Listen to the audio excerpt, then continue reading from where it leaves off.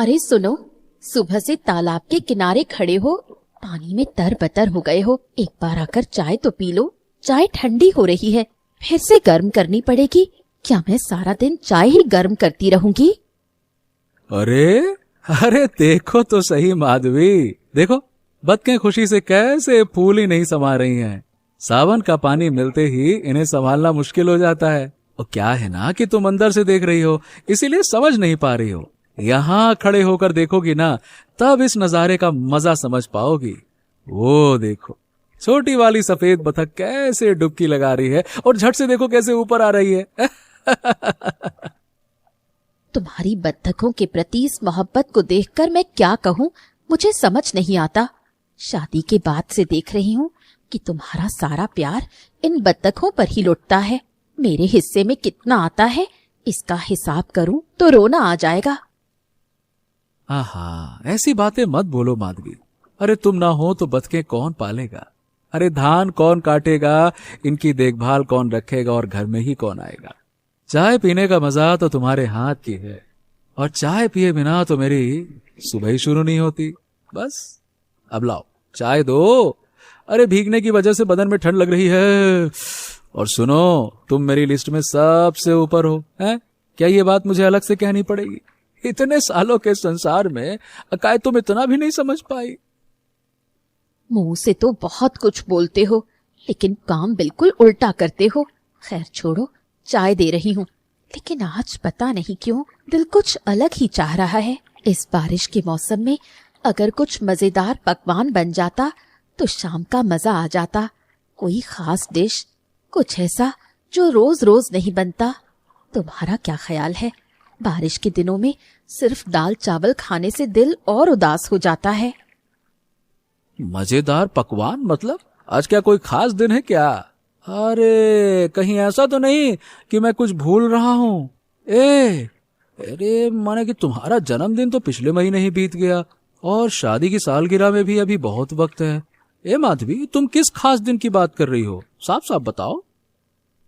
अरे नहीं नहीं, कोई खास दिन नहीं है, लेकिन बारिश के मौसम में कुछ अच्छा खाने को मिल जाए तो दिल खुश हो जाता है ना, इसलिए कह रही हूँ। तुम्हारी बत्तखें हैं, तालाब में मछली है, और मेरे हाथों में मसालों का हुनर है। बाकी तुम खुद ही सोच लो। बारिश हो रही है, ठंडी हवा चल रही है, ऐसे माहौल में गर्मा गर्म तीखा कुछ खाया जाए तो बदन में फुर्ती आ जाएगी और मूड भी अच्छा हो जाएगा। अच्छा, वाह बेटा जी, अब समझा तुम्हारे दिमाग में कुछ पक रहा है। साफ साफ कह क्यों नहीं देती कि क्या बनाना चाहती हो? इतना घुमा फिरा कर जलेबी काहे बना रही हो? बताओ, क्या कहना चाह रही हो? मैं कहाँ घुमा कर बोल रही हूँ, मैं तो बस तुम्हें थोड़ा सोचने का मौका दे रही हूँ। सीधा सीधा बोल दूंगी तो मजा किरकिरा हो जाएगा ना। खैर अंदर चलो, चाय पीते पीते बताती हूँ। ये देखो, ये मेरी माँ की लिखी हुई रेसिपी है, बत्तख का काला भुना। माँ कहती थी कि सावन के दिनों में अगर ये पकवान बने तो घर में बरकत आती है। कितने साल हो गए मैंने इसे नहीं बनाया।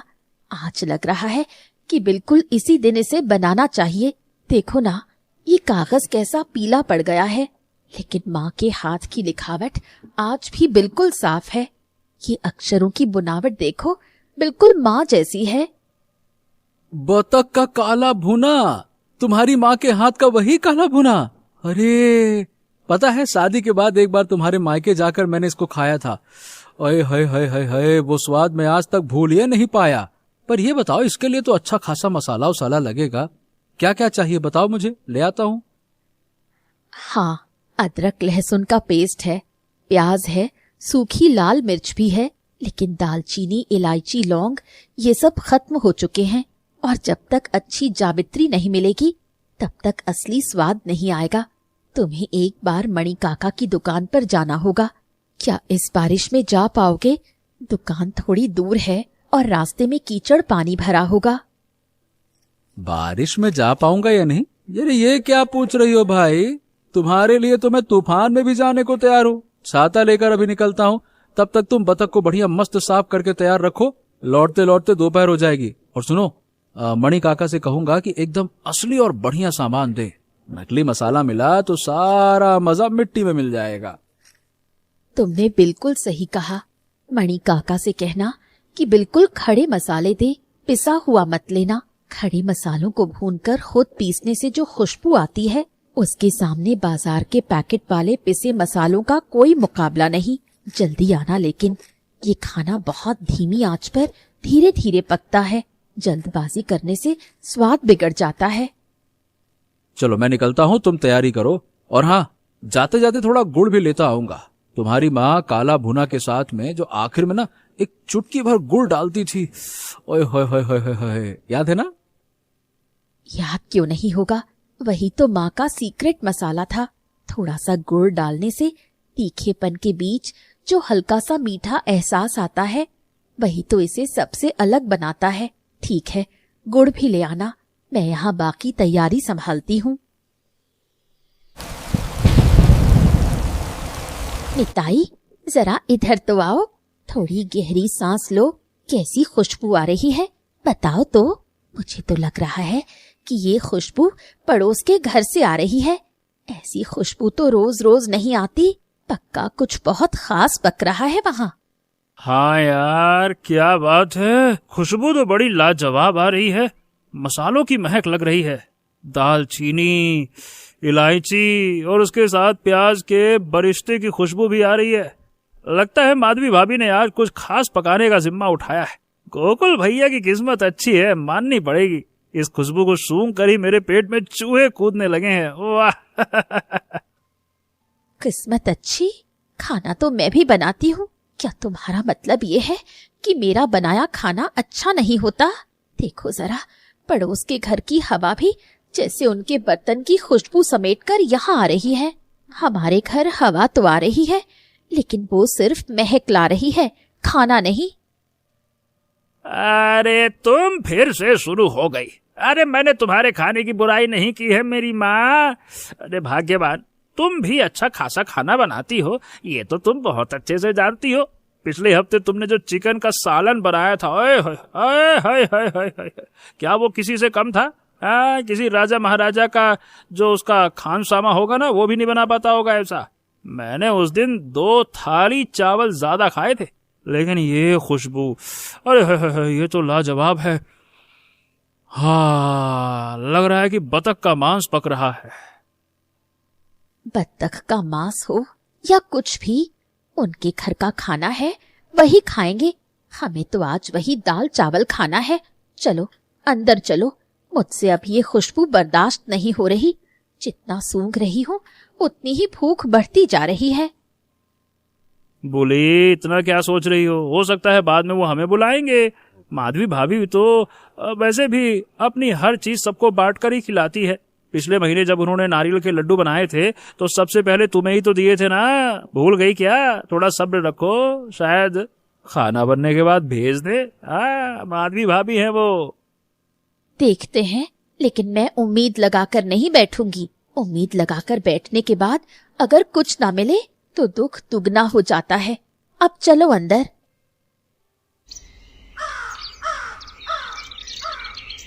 निताई, शाम ढल गई, उन्होंने तो हमें आवाज तक नहीं दी। लगता है आज सारा खाना खुद ही हजम कर जाएंगे। उन्हें हमारी याद तक नहीं आई। कितने दिन मैंने उन्हें खुद अपने हाथों से पीठे बनाकर दिए हैं, खीर भेजी है। क्या ये सब बातें इतनी जल्दी भूल गए? इतनी जल्दी लोगों के दिल से सब मिट जाता है क्या? बोले, तुम जरूरत से ज्यादा ही सोच रही हो। शायद खाना अभी तक पूरी तरह से नहीं बना होगा, या फिर इस बारिश की वजह से वो आ नहीं पा रहे होंगे। अरे भाई, तुम तो जानती ही हो माधवी भाभी का स्वभाव कैसा है। उनके घर कुछ भी हो सबसे पहले तुम्हें ही तो याद करती हैं। दिल कुछ अजीब सा हो रहा है। असल में जानते हो, बात खाने की नहीं है। खाने के लिए इतना अफसोस नहीं है। दुख तो इस बात का है कि हम इतने पास रहते हैं, पड़ोसी हैं, फिर भी आज पूरे दिन में एक बात तक नहीं हुई। किसी ने एक बार आवाज तक नहीं दी। यही बात चुभ रही है। तुम्हारी ये बात भी सही है, लेकिन तुम खुद भी तो उनके घर जा सकती थी। रिश्ता तो दोनों तरफ से निभाया जाता है ना। सिर्फ एक तरफा सोचोगी तो कैसे चलेगा। शायद गोकुल भैया बतकों को लेकर मसरूफ थे और माधवी भाभी रसोई में व्यस्त थीं। इस बात को लेकर इतना दिल छोटा मत करो भाई। तुम हमेशा उन्हीं की तरफदारी करते हो। ठीक है, मैं अब कुछ नहीं बोलूंगी। चलो अब अपना वही रूखा सूखा दाल चावल खा लेते हैं। पेट में भूख है और दिल में नाराजगी। आज दोनों को एक साथ संभालना पड़ेगा। दाल चावल से ही पेट भर लेंगे, अब उस काले भुने की आस में नहीं बैठेंगे। अच्छा चलो, लेकिन इस नाराजगी को दिल में ज्यादा दिन मत रखना। कल सुबह देखना सब कुछ पहले जैसा ठीक हो जाएगा।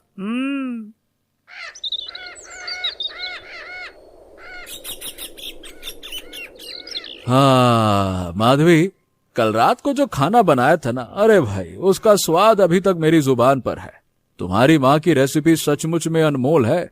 ऐसा लग रहा था मानो तुम्हारी माँ ने खुद आकर अपने हाथों से बनाया हो। वही स्वाद, वही खुशबू।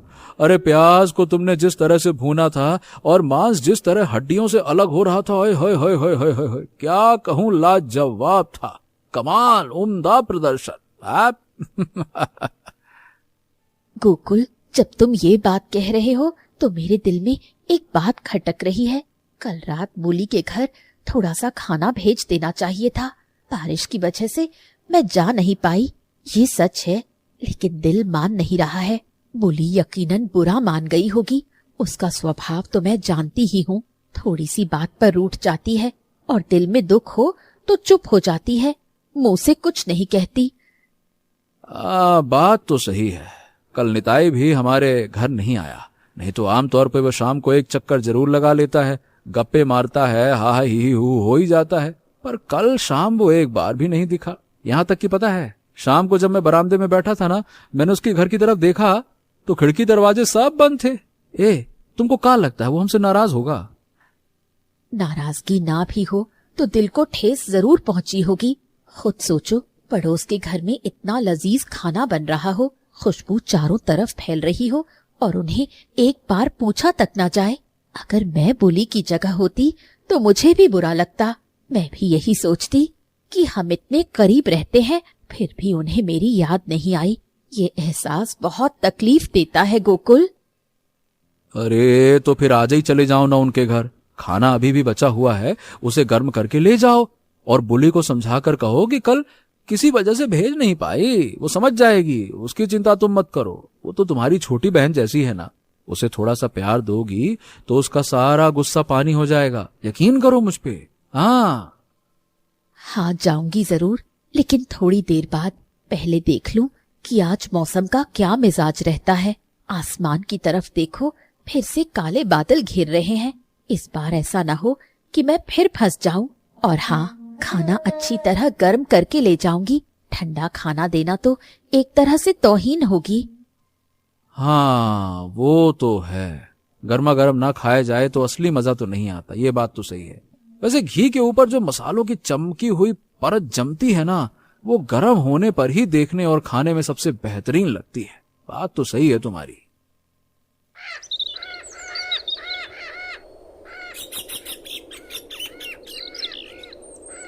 माधवी बेटी, कल सुना है बत्तख का काला भुना बनाया था। उसकी खुशबू मेरे कमरे तक आ रही थी। इस बूढ़ी नाक ने अभी तक काम करना बंद नहीं किया है। मसालों की महक आते ही पहचान जाती है। कैसा बना था खाना? क्या बिल्कुल अपनी माँ जैसा स्वाद ला पाई? मैं इस उम्र में भी उस स्वाद को भूल नहीं पाई हूँ। दादी, खाना बहुत अच्छा बना था। मैं आपके लिए भी थोड़ा भेजना चाहती थी, लेकिन बारिश इतनी तेज थी कि बाहर निकलना मुमकिन नहीं था। आप गुस्सा मत होइए, मैंने आज आपके लिए बचा कर रखा है। अभी थोड़ी देर में गर्म करके लाती हूँ। आपको खिलाए बिना भला मैं चैन से रह सकती हूँ क्या दादी? आप तो मेरी सास जैसी हैं। मैं भला क्यों गुस्सा होऊंगी बेटी? मैं तो ठहरी बूढ़ी औरत। मेरे गुस्से और शिकवे तो कब के खत्म हो चुके हैं। इस उम्र में बस 2 ही चीजें बची हैं, आंखों से देखना और कानों से सुनना। लेकिन एक बात कहूँ, बुली का घर आज कुछ ज्यादा ही खामोश लग रहा है। क्या दोनों घरों के बीच कोई बात हो गई है क्या?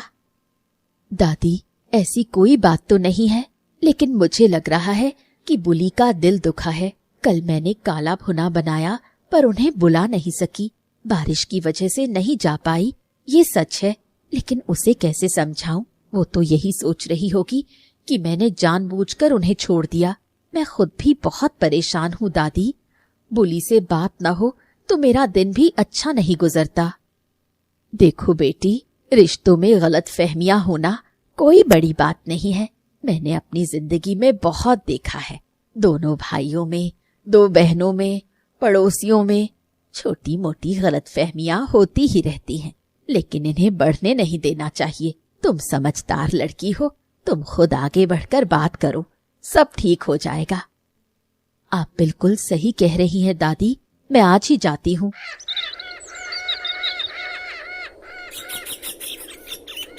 अरे गजब हो गया, गजब हो गया। बतखें सब तालाब के कोने में सिमट गईं। तूफान की हवा से पानी में तेज लहरें उठ रही हैं। अरे बाप रे, वो बेचारी बहुत डर गई हैं। उन्हें जल्दी से बाहर निकालना होगा। मैं अकेला नहीं कर पाऊंगा, कोई हो तो जरा मदद करे। अरे कोई है क्या? अरे सुनो, अरे वो देखो, छोटी सफेद वाली बतख कैसे कांप रही है। वो तो अभी बच्ची है, उसने ऐसा तूफान पहले कभी नहीं देखा। ए निताई, कोई है? क्या बात है? अरे तुम अकेले पानी में मत उतरो भाई, तालाब का किनारा बहुत फिसलन भरा है, पैर फिसल गया तो आफत आ जाएगी। क्या बताऊं मैं भी क्या करूं। अच्छा रुको, मैं इस तरफ से ना बतखों को किनारे की तरफ हाँकता हूँ, ठीक है? तुम उस तरफ से उन्हें दाना दिखाओ, दाना देखते ही वो चली आएंगी। और हाँ, उस झाड़ी की तरफ मत जाना, वहां जमीन बहुत धंसती है, ठीक है? अरे तुम आ गए निताई, इस भयानक तूफान में क्या बात है? लेकिन तुम्हें किसने बताया कि मैं यहाँ हूँ? मैं आवाज दे रहा था, सुनाई दी क्या? अरे तुम खुद भी तो पूरी तरह से भीग गए हो, तुम्हें अपनी सेहत का भी तो ख्याल रखना चाहिए भाई। अरे मुझे किसी ने नहीं बताया, तुम्हारी लालटेन की रोशनी देखकर मैं समझ गया कि कुछ न कुछ तो गड़बड़ है। अब पड़ोस का इंसान मुसीबत में हो तो क्या चुपचाप घर में बैठा जा सकता है? मैं अभी चाहता तो चादर तान कर सो सकता था, लेकिन तुम्हारी उस लालटेन की रोशनी देखकर मेरा मन बेचैन हो गया, तो मैंने कहा चलो। निताई, सही बताऊं तुम सचमुच बहुत नेक इंसान हो। अब बताओ भला, इस मूसलाधार बारिश में भीगते हुए तुम मेरी बतखों की जान बचाने के लिए आए हो? ये एहसास मैं जिंदगी भर नहीं भूलूंगा। तुम्हारे जैसा दोस्त मिलना खुश नसीबी की बात है। जानते हो, ये बतखें मेरे लिए बच्चे जैसी हैं। इन्हें कुछ हो जाता तो मैं जी नहीं पाता। अरे इसमें खुश नसीबी की क्या बात है भैया, ये तो मेरा फर्ज है। पिछले साल जब मेरे घर की छत उड़ गई थी, तब तुम भी तो पूरी रात जागकर उसे ठीक करने में जुटे थे। क्या तब तुमने सोचा था कि ये खुश नसीबी है? नहीं ना, तुमने बस यही सोचा था कि ये तुम्हारा फर्ज है, सो तुमने किया। भैया, रिश्ता ऐसे ही होता है, एक दूसरे के सुख दुख में खड़े रहना ही तो सबसे अच्छा रिश्ता है, और क्या चाहिए। हाँ चलो काम पे लग जाते हैं। अरे वो देखो, ओहो, ये भूरी वाली बतख खुद ब खुद किनारे की तरफ आ रही है। देखो देखो देखो, जानती है कि पानी से कब बाहर आना है। देखो, हाँ चलो।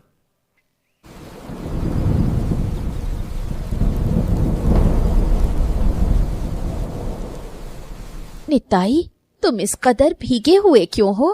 पूरी रात कहाँ थे तुम? मुझे नींद में पता भी नहीं चला कि तुम कब बाहर निकल गए। क्या हुआ था, कुछ बताओगे? तुम्हारा पूरा बदन ठंडा पड़ गया है। तुम्हें वैसे भी सर्दी खांसी की शिकायत रहती है, इस तरह भीगोगे तो बीमार पड़ जाओगे। अरे गोकुल भैया की बतखें फंस गई थी भाग्यवान। तूफान की वजह से वो तालाब के एक कोने में घिर गई थी। वहां से क्या है, बाहर नहीं निकल पा रही थी, तो मैंने जाकर उनकी मदद की। अब सारी बतखों को सही सलामत बाहर निकलवा दिया है। क्या है कि गोकुल भैया अकेले संभाल नहीं पाते, तो हम दोनों ने मिलकर किया। तुमको पता है, मैंने कल रात ना गोकुल भैया की आंखों में आंसू देखे बोली। वो बतखें ना उनके लिए कितनी कीमती हैं, ये मुझे कल रात समझ आया। तुमने बहुत अच्छा काम किया। गोकुल भैया के लिए वो बतखें उनके बच्चों जैसी हैं। अगर उन्हें कुछ हो जाता तो वो पूरी तरह टूट जाते। लेकिन तुम्हें अपनी सेहत का भी तो थोड़ा ख्याल रखना चाहिए। अब चलो, गर्म पानी कर दिया है, नहाकर सूखे कपड़े पहनो, और मैं थोड़ी अदरक वाली चाय बनाती हूँ, उसे पीकर बदन में गर्माहट आएगी। बुली, एक बात कहूँ, कल रात जब मैं उस तूफान के बीच गोकुल भैया के कंधे से कंधा मिलाकर बतखों को बचा रहा था ना, एहसास हुआ कि रिश्ता कितनी बड़ी चीज है। किसी ने खाना दिया या नहीं दिया, बुलाया या नहीं, ये सब बहुत छोटी बातें हैं। असली बात तो यह है कि मुसीबत के वक्त कौन आपके साथ खड़ा है। गोकुल भैया ने कल रात जिस तरह से मेरा हाथ थामा था ना, वो एहसास दुनिया के किसी भी स्वादिष्ट पकवान से कहीं ज्यादा कीमती है। तुम बिल्कुल सच कह रहे हो। मैं कल पूरे दिन सिर्फ एक अदद खाने के पीछे दिल में मैल लिए बैठी रही, और देखो, एक ही परिवार का हिस्सा होने के नाते तुम रात के अंधेरे में तूफान में भीगते रहे। मुझे आज खुद की नजरों में शर्मिंदगी महसूस हो रही है। सचमुच रिश्ता खाने पीने से बहुत ऊपर होता है। मैं कितनी बेवकूफ हूँ जो एक मामूली खाने के लिए इतना कुछ सोच बैठी, जबकि असली रिश्ता तो किसी और कसौटी पर परखा जाता है। तुम बेवकूफ नहीं हो बुली, तुम्हारा बुरा मानना भी गलत नहीं था। क्या होता है ना कि जब अपने लोग भूल जाते हैं तो दुखी होना लाजमी है, लेकिन अब तो तुम समझ गई हो ना कि कोई तुम्हें भूला नहीं था। हालात ही कुछ ऐसे बन गए थे कि वो आ नहीं सके, बस।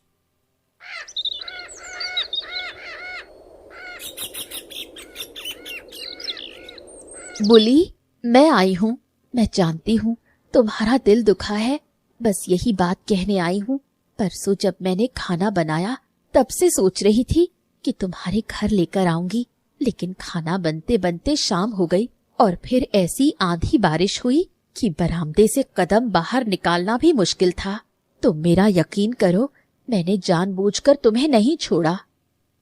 भाभी, मुझे मालूम था कि तुम आओगी। क्या मैं तुम्हें नहीं जानती? तुम ऐसी इंसान ही नहीं हो जो पड़ोसियों को भूल जाए। असल में मैं ही बेवकूफों की तरह बुरा मानकर बैठ गई थी। कल रात जब निताई उस तूफान में गोकुल भैया की बतखों को बचाने गया, तब मेरी आंखें खुली। मुझे समझ आया कि मेरा वो गुस्सा कितना फिजूल था। नहीं, तुम्हारा बुरा मानना बिल्कुल जायज था। अगर तुम्हारी जगह मैं होती और मेरी जगह तुम होती तो मैं भी बिल्कुल ऐसा ही सोचती। ये तो इंसानी फितरत है। जब लगता है कि कोई अपना हमें भूल गया है तो ठेस लगती ही है, लेकिन मेरा भी ये फर्ज बनता था कि बारिश में भीगकर ही सही कम से कम एक बार आकर बोल जाती। मैं वो नहीं कर पाई, इसलिए कसूरवार मैं खुद को मानती हूँ। भाभी, अब पुरानी बातों को यहीं छोड़ दो। तुम खुद चलकर आई हो और खाना भी साथ लाई हो, मेरे लिए यही बहुत है। जानती हो, कल पूरा दिन मेरा मन किसी काम में नहीं लगा। तुमसे बात ना हो तो मेरा दिन ही पूरा नहीं होता। सुबह उठकर सबसे पहले तुम्हारी देहरी की तरफ देखती हूँ। जब तुम्हें कपड़े फैलाते हुए देखती हूँ तब लगता है कि दिन की शुरुआत हुई। और अब ऐसा कभी नहीं होगा। आज के बाद मैं जो कुछ भी पकाऊंगी, सबसे पहला कटोरा तुम्हारे नाम का होगा। ये मेरा वादा है। चाहे बारिश हो या तूफान, तुम्हारा हिस्सा पहले जाएगा, उसके बाद ही हम खाना खाएंगे। भाभी, इतना सब करने की कोई जरूरत नहीं है। बस तुम मुझसे हंसकर बात कर लिया करो और कभी कभार आवाज दे दिया करो। मेरे लिए वही सब कुछ है। निताई, आज मैं तुम्हें अपने हाथों से खाना परोसूंगा। कल रात तुमने जो किया है भाई, उसका कोई मोल नहीं उतारा जा सकता। लेकिन ये पकवान माधवी ने खास तुम्हारे लिए बनाया है भाई। दिल खोलकर खाओ, एकदम आए गले तक खाओ आज। और बताओ तो सही, स्वाद कैसा लगा? थोड़ा सा और तरी दे दूं? चावल के साथ सान कर खाओगे तो मजा आ जाएगा। एकदम घी के ऊपर तैरता हुआ मसाला, मजा आ जाता है। लो। अरे गोकुल भैया, क्या गजब का स्वाद है। मुंह में डालते ही ऐसा लग रहा है मानो सारे मसाले एक एक करके जुबान पर थिरकने लगे। ये सिर्फ खाना नहीं है, ये तो एक कला है, कला। माधवी भाभी के हाथों में सचमुच जादू है। और ये बतख का मांस भी जितना मुलायम है ना, क्या कहो। मतलब बोलते मैं क्या बोलूं, क्या करूं। इतना उम्दा मांस मैंने आज तक नहीं खाया। हड्डियों से खुद ही अलग हो रहा है। कोई मशक्कत ही नहीं करनी पड़ रही, ना कोई खींचना, ना कोई कुछ। हे। और वो प्याज का बरिस्ता, वो तो जैसे सोने के लच्छे बनकर मांस पर लिपटा हुआ है। ये सब माधवी की मेहनत है। उसने अपनी माँ की रेसिपी देखकर इसे बनाया है। लेकिन निताई, आज खाने का असली स्वाद सिर्फ इन मसालों में नहीं है। असली स्वाद तो साथ बैठकर खाने में है। अकेले अकेले खाता तो ये काला भुना भी बेस्वाद लगता। तुम लोग साथ हो इसीलिए सब कुछ इतना खुशनुमा लग रहा है। तुमको पता है, परसों रात जब मैंने अकेले खाया था अच्छा तो लगा था, पर दिल के कोने में एक मलाल था कि तुम लोग साथ नहीं थे। यकीन मानो। गोकुल भैया सही कह रहे हो, साथ मिलकर खाने से हर चीज का स्वाद दोगुना हो जाता है। अच्छा एक बात बताऊं, बुली नकल बहुत उदास थी, लेकिन आज देखो उसके चेहरे पर कितनी रौनक है। असल में इंसानों का दिल ना बहुत सीधा होता है, थोड़ा सा प्यार मिलते ही सारे गिले शिकवे काफूर हो जाते हैं। तुम लोग जो उधर आगे बढ़कर ये खाना लेकर आए, ये बात उसके लिए खाने से कहीं ज्यादा मायने रखती है। सुबह से देख रहा हूं वो गुनगुनाकर गाने गा रही है, कल तो मुंह लटका कर बैठी थी। हाँ, बुली मेरी छोटी बहन जैसी है, उसे उदास देखना मुझे कतई पसंद नहीं। और निताई, तुम भी थोड़ा ज्यादा खाओ, कल रात बहुत भीगे हो, बदन में ताकत की जरूरत है। और तुमने जो कल रात तूफान के बीच मेरी बच्चों की जान बचाई ना निताई, वो मेरे लिए दुनिया की सबसे कीमती चीज है। चलो अब बातें बंद करो, खाने पे ध्यान दो, एकदम लपेटा लपेट लगाओ, खाओ। चावल खत्म हो जाए तो और ले लेना, आज खाने की कोई कमी नहीं है। ए माधवी, जरा निताई की थाली में थोड़ा और चावल डालो तो। भाभी, तुम्हें ये रेसिपी मुझे हर हाल में सिखानी पड़ेगी। मैं भी इसे बनाना चाहती हूँ, फिर तुम्हें बनाकर खिलाऊंगी। देखना, मेरे हाथ का स्वाद भी तुम्हें दीवाना बना देगा। बिल्कुल सिखाऊंगी, ये मेरी माँ की दी हुई धरोहर है। लेकिन तुम तो मेरी अपनी हो, तुम्हें सिखाने में मुझे कैसी झिझक। हम दोनों मिलकर एक दिन इसे बनाएंगे, 2 लोग मिलकर पकाएंगे तो मजा और बढ़ जाएगा। भाभी, मैं एक बात कहूँ, तुम बुरा तो नहीं मानोगी ना? मैंने बेवजह नाराजगी जताकर बहुत बड़ी भूल की। तुम मेरी इतनी अजीज हो, फिर भी सिर्फ मामूली खाने के लिए मैंने दिल में क्या क्या बातें सोच ली। मैंने सोच लिया कि तुम हमें भूल गई हो, हमारी कोई अहमियत नहीं है। मुझे माफ कर देना भाभी, मुझे सचमुच शर्मिंदगी हो रही है। बोली, इसमें माफी मांगने जैसी कोई बात नहीं है, और अगर माफी मांगनी ही है तो मुझे भी मांगनी चाहिए। मुझे भी पहले आकर तुम्हें बता देना चाहिए था। थोड़ी सी तकलीफ उठाकर अगर मैं बारिश में भी तुम्हारे घर आकर कह देती तो ये गलतफहमी खड़ी ही नहीं होती। गलती हम दोनों से हुई, लेकिन उस गलती से सबक भी हम दोनों ने ही सीखा है। सचमुच बहुत बड़ा सबक मिला है भाभी। अब से मैं कभी भी मन में मैल लेकर चुपचाप नहीं बैठूंगी। दिल में कोई बात खटकेगी तो सीधा आकर कह दूंगी। बात को दबाकर रखने से तकलीफ बढ़ती है, लेकिन बोल देने से दिल हल्का हो जाता है। निताई हमेशा कहता है, तुम जो चुप रह जाती हो उसी से उलझने बढ़ती हैं। मुंह खोलते ही आधी मुश्किल तो वैसे ही हल हो जाती है। वो बिल्कुल सच कहता है। निताई बहुत समझदार इंसान है, उसकी बात माना करो। और मैं भी अब से जो कुछ बनाऊंगी, चाहे आंधी आए या मेघ बरसे, तुम्हारा हिस्सा सबसे पहले भेजूंगी। तुम्हारे बिना मेरे बनाए पकवानों का कोई मोल नहीं। जब तुम खाकर कहती हो, भाभी क्या लाजवाब बना है, वही मेरे लिए सबसे बड़ा इनाम होता है। गोकुल भले ही 100 बार तारीफ करे, पर तुम्हारा एक बार कहना मेरे लिए बहुत खास है। भाभी, तुम सचमुच मेरी बड़ी बहन जैसी हो। आज के बाद ऐसी खता कभी नहीं होगी। और मैं भी कसम खाती हूँ, मैं अगर कुछ भी मीठा या अच्छा बनाऊंगी, तुम्हारा हिस्सा सबसे पहले अलग निकालूंगी। यहाँ तक कि निताई के चखने से पहले भी तुम्हारा कटोरा जाएगा। ऐसा ही होगा, क्योंकि हम दोनों अब ये अच्छी तरह जान चुकी हैं कि रिश्ते ही सबसे कीमती होते हैं। बाकी सब चीजें तो आती जाती रहती हैं। खाना तो एक दिन खत्म हो जाता है, लेकिन प्यार कभी खत्म नहीं होता। यही तो जिंदगी की असली हकीकत है।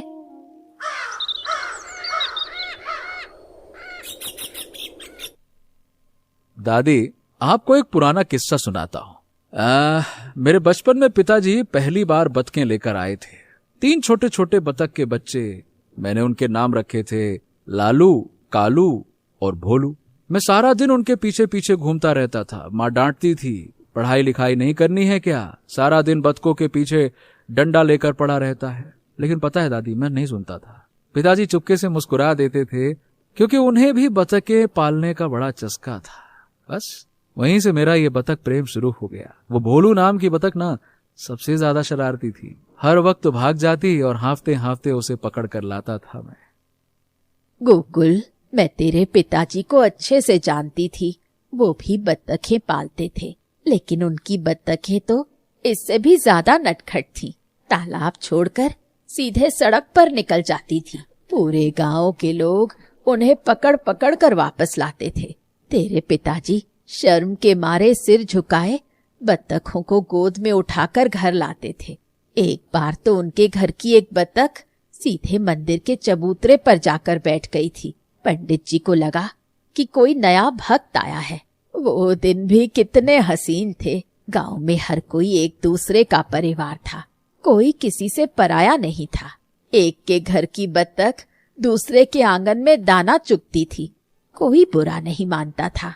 मैं उन्हीं दिनों को वापस लाना चाहता हूँ दादी। हम भी तो उसी तरह से रहने की कोशिश करते हैं। ये पड़ोसी का घर, हमारा घर, सब मिलकर एक ही तो कुनबा है। और आज जो हम सब यहाँ साथ में बैठे हैं, यही तो उस परिवार की असली तस्वीर है। गोकुल भैया, तुम्हारे पिताजी की उस बतख वाली कहानी को मैंने भी अपने बाबूजी से सुना है। पता है, मेरे बाबूजी कहते थे कि तुम्हारे पिताजी बतखों से बातें किया करते थे, बिल्कुल इंसानों की तरह, और बतखें भी गर्दन हिलाकर जवाब देती थी। ऐसे बताते थे मेरे पिताजी। अब ये सच है या सिर्फ सुनी सुनाई बातें, देखो भाई, ये तो मैं नहीं जानता, पर कहानी बहुत प्यारी है। बिल्कुल सही कहा निताई, मैंने खुद अपनी आंखों से देखा है। पिताजी सचमुच उनसे बातें करते थे भाई। और तो और कभी कभार उनसे एकदम मन लगा के गप्पे लड़ा लेते थे। शायद तुमने कभी गौर नहीं किया होगा, लेकिन दादी, मैंने देखा है। यही तो देखना चाहती थी बच्चों। आज जो तुम सब यहाँ एक साथ बैठे हो, यही तो असली परिवार है। काला भुना तो बस एक जरिया था, एक पकवान था, लेकिन इस पकवान ने आज दो परिवारों को और करीब ला दिया है। यही तो जिंदगी का असली मसाला है, प्यार, भरोसा और साथ रहने की खुशी। मैं भले ही बूढ़ी हो चली हूँ, लेकिन तुम सबको इस तरह हंसते खेलते देखकर लगता है कि मेरा दिल अभी भी जवान और तरोताजा है। दादी, आप हम सबकी दादी हैं। आप जैसे बुजुर्गों की छांव है, इसलिए ये गांव इतना खूबसूरत है। आप ना होती तो हमें कौन समझाता, कौन हमें सही राह दिखाता। मैंने ऐसा क्या किया है बेटी? मैंने तो बस दो मीठे बोल बोले हैं। असली काम तो तुम लोगों ने खुद किया है। खुद बात को समझा और खुद ही गिले शिकवे मिटा लिए। इसमें मेरा कोई कमाल नहीं है।